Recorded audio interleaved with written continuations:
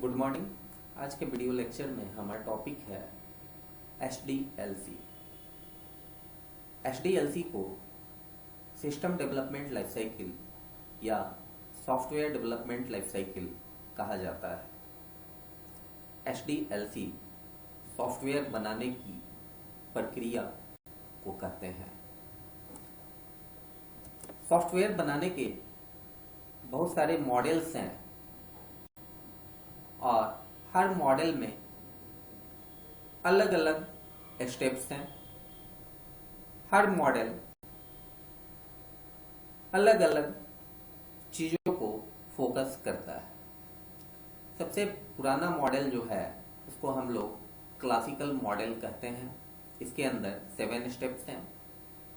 दूसरा waterfall model है, इसमें 6 स्टेप्स होते हैं। तीसरा प्रोटोटाइपिंग मॉडल है जो कस्टमर को फोकस करता है, इसके अंदर 6 स्टेप्स हैं। स्पाइरल मॉडल रिस्क को फोकस करता है, इसके अंदर 4 स्टेप्स हैं। Rapid application development model, iterative enhancement model और ऑब्जेक्ट ओरिएंटेड मॉडल है। इसके अलावा ज्वाइंट एप्लीकेशन डेवलपमेंट मॉडल भी है जिसको हम लोग ग्रुप बेस्ड अप्रोच कहते हैं और इसके अंदर हम एक से ज्यादा मॉडल्स को कंबाइन करके सॉफ्टवेयर को डेवलप कर सकते हैं। हम लोग पढ़ेंगे क्लासिकल मॉडल के बारे में जो कि सबसे पुराना HDLC का मॉडल है। इसमें 7 स्टेप्स होते हैं। पहला स्टेप है प्रिलिमिनरी इन्वेस्टिगेशन, दूसरा सिस्टम एनालिसिस, तीसरा सिस्टम डिजाइन, चौथा सिस्टम कोडिंग, पांचवा सिस्टम टेस्टिंग, छठा इम्प्लीमेंटेशन एंड इवैल्यूएशन, सातवां सिस्टम मेंटेनेंस। सबसे पहला स्टेप हमारा होता है प्रिलिमिनरी इन्वेस्टिगेशन। किसी प्रोजेक्ट को शुरू करने से पहले, किसी प्रोजेक्ट को अंडरटेक करने से पहले सिस्टम एनालिस्ट उस प्रोजेक्ट का बारीकी से अध्ययन करते हैं, उस प्रोजेक्ट से रिलेटेड इंफॉर्मेशन को पूरा करते हैं और उसका अध्ययन करते हैं। इन्वेस्टिगेशन फेज का पहला स्टेप होता है रिक्वेस्ट क्लैरिफिकेशन। रिक्वेस्ट क्लैरिफिकेशन में सिस्टम एनालिस्ट कस्टमर के रिक्वेस्ट को बारीकी से समझते हैं। कस्टमर किस तरह का सॉफ्टवेयर बनवाना चाहता है, सॉफ्टवेयर के अंदर उसे किस तरह के फीचर्स फंक्शंस चाहिए, सॉफ्टवेयर का यूजर इंटरफेस किस तरीके का होना चाहिए। तो यह हमारा रिक्वेस्ट क्लैरिफिकेशन है। इसके बाद जो दूसरा स्टेप सिस्टम एनालिस्ट के द्वारा किया जाता है इन्वेस्टिगेशन फेज में, ये है फिजिबिलिटी स्टडी। फिजिबिलिटी स्टडी का मतलब होता है किसी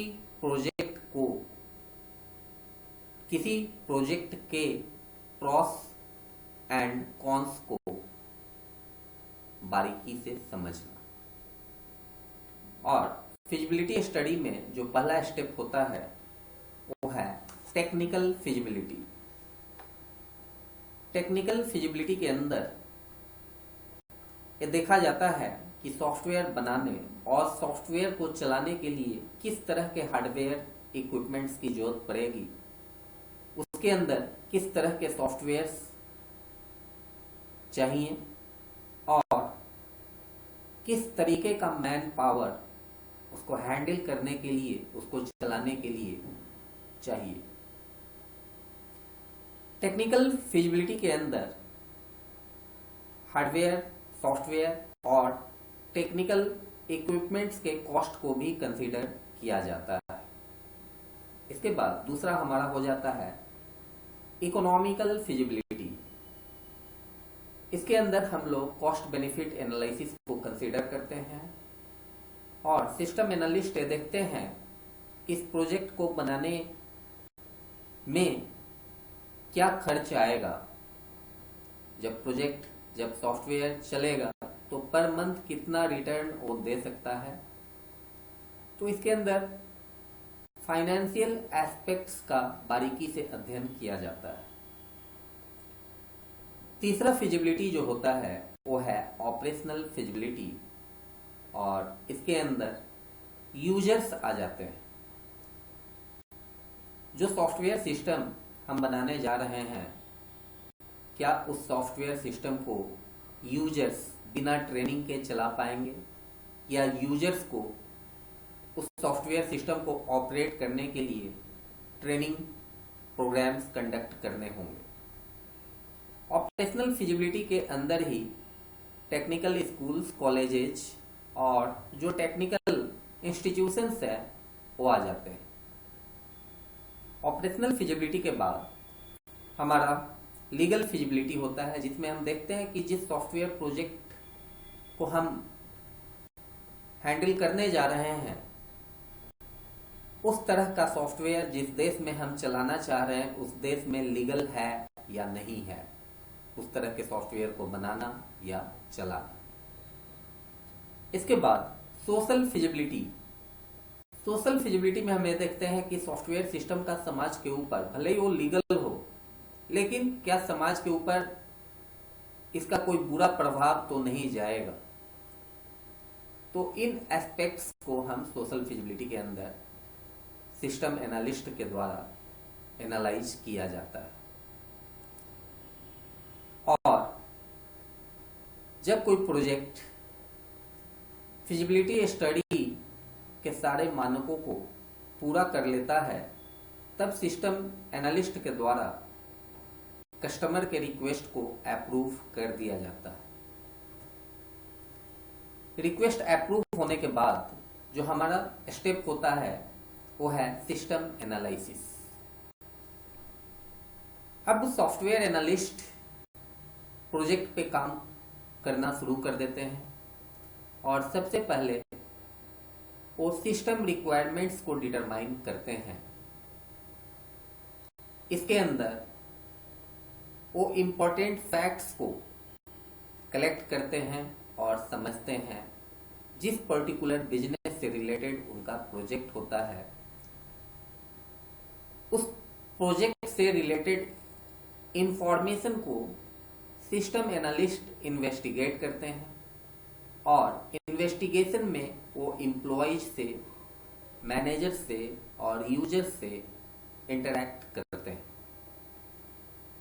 एनालिसिस फेज में जो एक्टिविटीज होती हैं वो है किसी सिस्टम को डिफाइन करना और सिस्टम के सब सिस्टम्स का निर्धारण करना।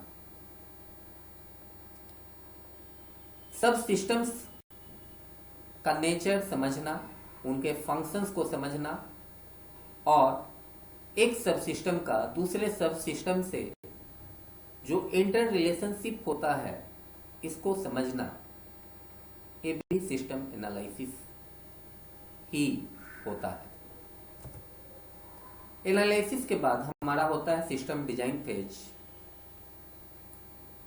और सिस्टम डिजाइन फेज में सिस्टम एनालिस्ट ने जो एनालिसिस किया हुआ है, जो उसके ब्रेन के अंदर एनालिसिस है या प्रोजेक्ट के रूप में पेपर्स पे है, तो उसको फिजिकल डिजाइन में कन्वर्ट किया जाता है। एनालिस्ट डिजाइन बनाने की शुरुआत करते हैं। इसके अंदर वो सिस्टम फ्लो चार्ट बनाते हैं, डाटा फ्लो डायग्राम बनाते हैं। डिजाइनर्स अपने डिस्प्ले को, मतलब सॉफ्टवेयर प्रोजेक्ट जब पूरा होगा तो उसका डिस्प्ले किस तरीके का होगा, वो कैसे यूजर इंटरफेस करेगा, इसको स्केच करते हैं। डिजाइनर्स फाइल स्ट्रक्चर और डिफरेंट स्टोरेज डिवाइसेस कैसे फाइल को एक्सेस करेंगे, इसके स्ट्रक्चर को स्केच करते हैं। सिस्टम डिजाइन फेज में जो डॉक्यूमेंट्स तैयार होता है वो चार्ट्स के रूप में, टेबल्स के रूप में और स्पेशल सिंबल्स के रूप में तैयार किया जाता है। डिजाइनर्स प्रोग्रामर्स को डिजाइनिंग से रिलेटेड कंप्लीट और क्लियर स्पेसिफिकेशन प्रोवाइड करते हैं ताकि प्रोग्रामर्स को कोडिंग करने में कोई दिक्कत ना हो। तो ये हमारा सिस्टम डिजाइन फेज होता है। सिस्टम डिजाइन फेज के बाद अगला जो स्टेप होता है वो होता है सिस्टम कोडिंग का। कोडिंग किसको कहते हैं? कोडिंग एक प्रक्रिया है जिसमें हम सिस्टम के डिजाइन को कंप्यूटर लैंग्वेज के फॉर्मेट में कन्वर्ट करते हैं।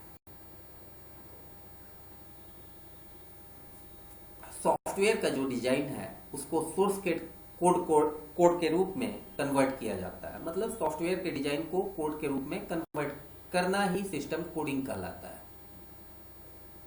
जो प्रोग्रामर्स होते हैं वो सोर्स कोड के साथ साथ उसका डॉक्यूमेंटेशन भी लिखते चलते हैं ताकि आगे आसानी से सोर्स कोड को वेरीफाई किया जा सके।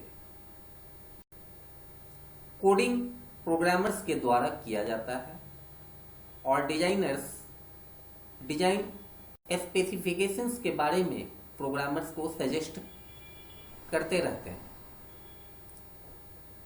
इससे क्या होता है कि जब कोडिंग अच्छी होगी तो आगे का जो हमारा स्टेप्स है जैसे टेस्टिंग और मेंटेनेंस, तो कोडिंग में जब जितना अच्छा कोडिंग होगा, कोडिंग अगर बग्स फ्री होगा तो टेस्टिंग में उतनी ही सुविधा होगी, सॉफ्टवेयर के मेंटेनेंस में उतनी ही ज़्यादा सुविधा हो जाती है।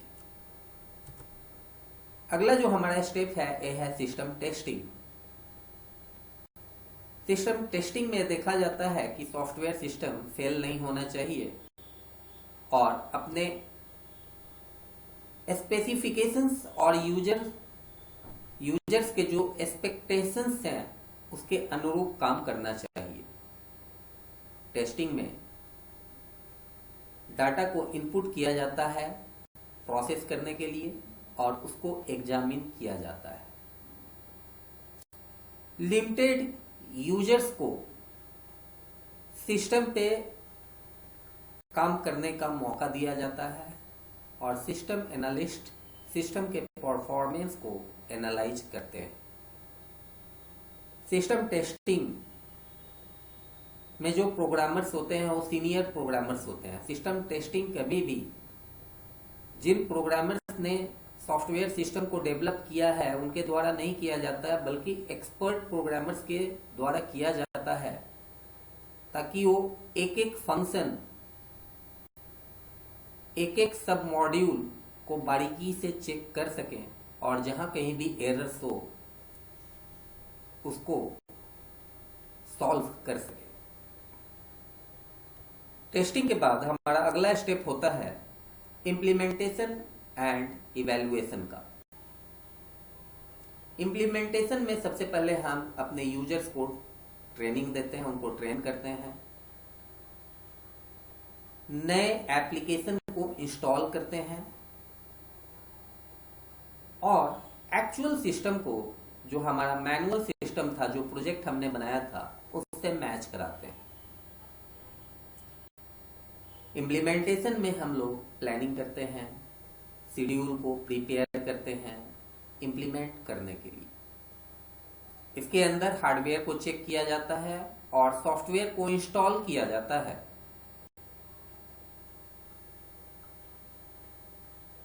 जो लोग भी सॉफ्टवेयर को यूज करेंगे या ऑपरेट करेंगे ऐसे लोगों को ट्रेनिंग दी जाती है और सॉफ्टवेयर के ऑपरेशन और प्रोडक्शन को बारीकी से चेक किया जाता है। और इवैल्यूएशन एक प्रक्रिया है जिसमें हम सॉफ्टवेयर के स्ट्रेंथ और वीकनेसेस को बारीकी से चेक करते हैं कि सॉफ्टवेयर कितना शक्तिशाली है और कहां-कहां इसमें वीकनेसेस हैं जिनको दूर करने की जरूरत है। और लास्ट फेज जो होता है सिस्टम मेंटेनेंस, जो कि सबसे ज्यादा कॉस्टली होता है। किसी प्रोजेक्ट का 70 to 75% कॉस्ट सिस्टम मेंटेनेंस का होता है और बाकी ये स्टेप्स मात्र 25 स्टेप्स कवर करते हैं। मेंटेनेंस में हार्डवेयर, सॉफ्टवेयर्स, डाटा और टेक्निकल इक्विपमेंट्स जो हैं उनको प्रॉपर उनकी देखभाल की जाती है। अगर कहीं पे कोई माइनर चेंजेज रिक्वायर्ड है तो उसको चेंज किया जाता है, प्रोसेसिंग लॉजिक को देखा जाता है। जो भी एरर्स डिटेक्ट होते हैं उन एरर्स को ट्रबल शूट किया जाता है और सॉफ्टवेयर के अंदर जो इनपुट फॉर्मेट, डाटा को इनपुट करने का जो फॉर्मेट बनाया गया है उसका रिवीजन किया जाता है। जब तक कोई सॉफ्टवेयर इस्तेमाल में होता है उसका लगातार मेंटेनेंस सिस्टम एनालिस्ट के द्वारा किया जाता है। तो ये हमारा HDLC का क्लासिकल मॉडल है जो कि समाप्त होता है। Thank you. और ज़्यादा वीडियो के लिए आप हमारे चैनल को सब्सक्राइब कर सकते हैं। धन्यवाद।